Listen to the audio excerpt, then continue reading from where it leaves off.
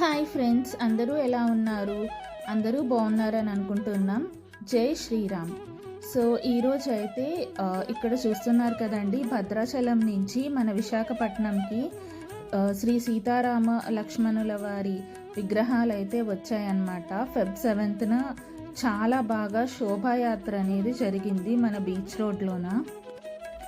So మీలో ఎంతమంది శోభాయాత్ర మరియు సీతారాముల కళ్యాణం విజిట్ చేశారో కింద కమెంట్స్లో తెలియజేయండి. చాలా బాగా జరిగిందనమాట. ఇది ముందు రోజు జరిగిన శోభాయాత్ర అనమాట. అంటే ఫెబ్ 7న శనివారం జరిగింది. సో నెక్స్ట్ డే ఫెబ్ 8న మార్నింగ్ ఇక్కడైతే గాదిరాజు ప్యాలెస్లోన మనకి శ్రీ సీతారాముల వారి కళ్యాణం అయితే జరిగింది. సో ఇక్కడ చూస్తున్నారు కదండి, ఇదే ఎంట్రీ అన్నమాట. లోపల కళ్యాణంకి అరేంజ్మెంట్స్ తర్వాత చాలా వైభవంగా అయితే జరిగిందనమాట. అచ్చం భద్రాచలంలో ఉన్నామా అన్నట్టే అనిపించింది. సో చాలా చాలా బాగా జరిగింది. మీరు కూడా చూసేయండి.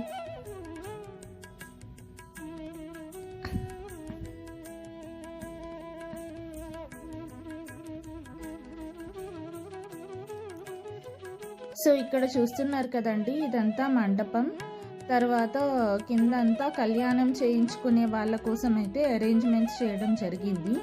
కళ్యాణం కాకుండా మామూలుగా దర్శనం చేసుకునే వాళ్ళకి ఆ బ్యాక్ సైడ్ కూడా సీటింగ్ అరేంజ్మెంట్ చేశారనమాట.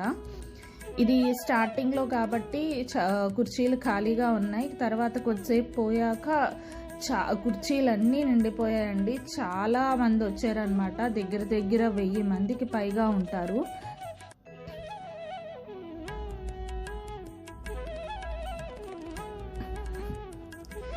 సో ఇక్కడ చూస్తున్నారు కదండి, సీతారాముల వారి విగ్రహాలను మంటపం లోపలికి తెస్తున్నారనమాట.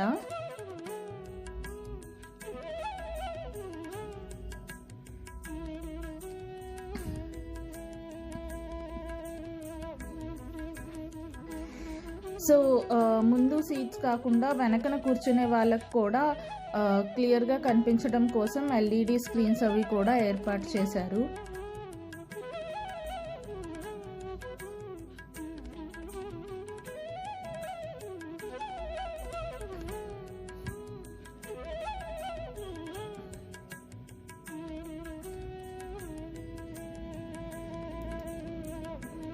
సో ఇక్కడ చూస్తున్నారు కదండి, సీతారాముల వారి విగ్రహాలను అయితే మంటపం లోపలికి తెచ్చారనమాట.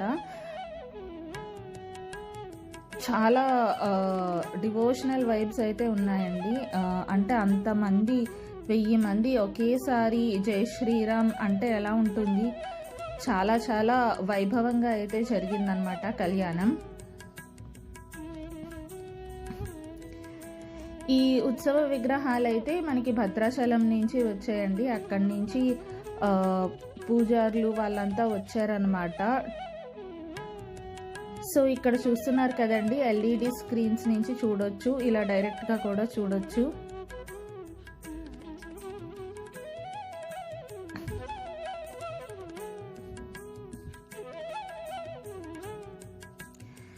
సో ఫెబ్ 8 మార్నింగ్ అయితే ఇలా సీతారాముల వారి కళ్యాణం అయితే జరిగిందండి. ఈవినింగ్ ఉంజల్ సేవ కూడా జరిగిందనమాట.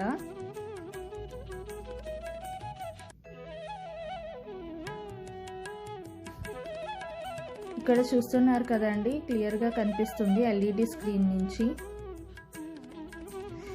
అండ్ ఇవి మెయిన్ ఘట్టాలు కదా, సో నేను కొంచెం ముందుకు వెళ్ళి తీసాను అనమాట. ఇక్కడ చూస్తున్నారు కదండి, జీలకర్ర బెల్లం పెడుతున్న కార్యక్రమం అన్నమాట.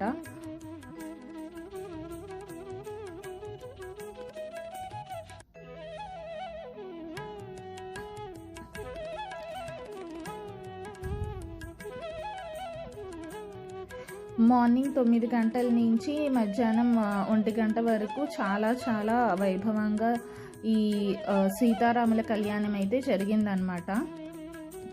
అక్కడ చూశారు కదండి, చాలామంది తిలకించడానికి వచ్చారు. దీని తర్వాత ఇక్కడ తలంబ్రాల కార్యక్రమం అవన్నీ చేస్తున్నారనమాట. సో మీలో ఎంతమంది ఈ కళ్యాణంకి వచ్చారు, ఎంతమంది విజిట్ చేశారో కింద కమెంట్స్లో తెలియచేయండి. ఇలాంటి ఈవెంట్స్ మా విశాఖపట్నంలోనే కాకుండా మీరంతా ఉండే ప్రాంతాల్లో కూడా జరగాలని, సీతారాముల వారి ఆశీస్సులు మీకు అందరికీ, బ్లెస్సింగ్స్ మీకు అందరికీ ఉండాలని కోరుకుంటున్నాను. మా వీడియోస్ చూస్తున్న వాళ్ళు మా ఛానల్ని అయితే సబ్స్క్రైబ్ చేసుకోండి. ఇలాంటి మంచి మంచి వీడియోస్తో మళ్ళీ మీ ముందుంటాను.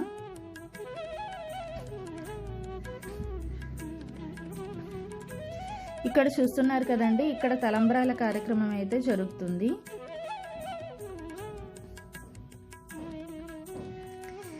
ఈ కార్యక్రమం అయ్యాక మహాప్రసాదం తర్వాత ఈవినింగ్ 6 నుంచి ఉంజల్ సేవ అయితే జరిగిందనమాట.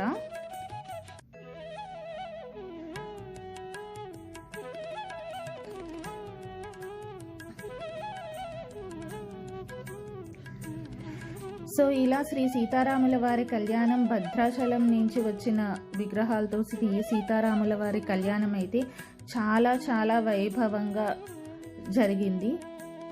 సో ఈ వీడియో మీకు నచ్చినట్లయితే లైక్ చేయండి, షేర్ చేయండి, సబ్స్క్రైబ్ చేసుకోండి.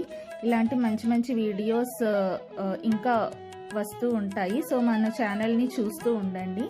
జై శ్రీరామ్.